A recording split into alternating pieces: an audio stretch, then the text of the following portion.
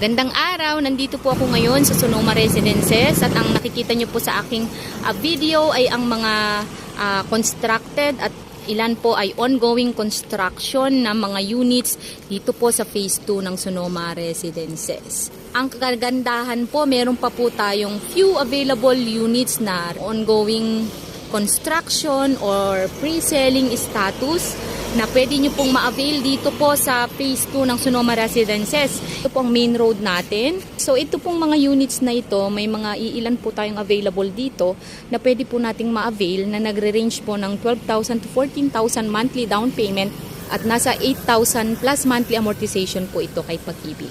Ito na po ang pinaka-affordable natin sa Santa Maria, Bulacan na pwede po nating mapag-investan ang Apex Homes dito po sa Santa Maria. So kung kayo po ay interested na magkaroon ng unit katulad po nito, ito po